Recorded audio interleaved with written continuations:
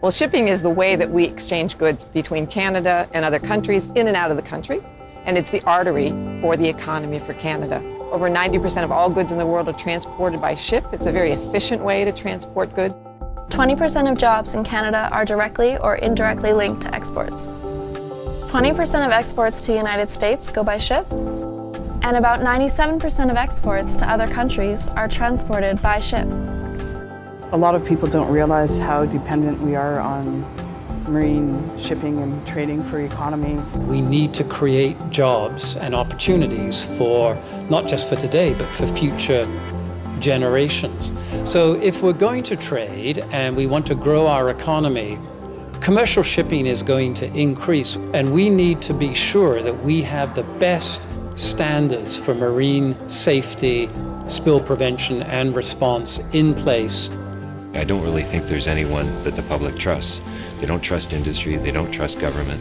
We want to have an organization that doesn't have an agenda. Clear Seas was started by people at Port Metro Vancouver, but in discussions with local and national leaders in marine transportation. And what they wanted to do was develop a center that could look at ways in which we could improve marine safety in Canada.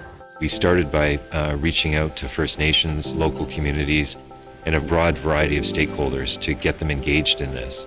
The protection of our coastline is extremely important to First Nations, especially coastal First Nations, who have been along this coastline for thousands of years. First Nations need to be a key partner in all this because of our traditional knowledge of the coastline.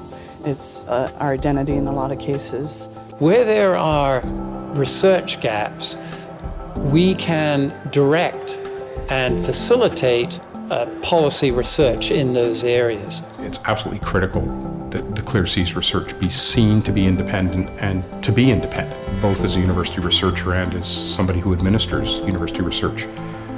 That's the most important thing the university has is independence and research that is not driven by some background hidden agenda.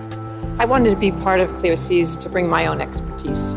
My background is ocean engineering, so I work at the interface between technology and ocean science. During the Gulf of Mexico oil spill, I learned a lot about oil and water is really complicated.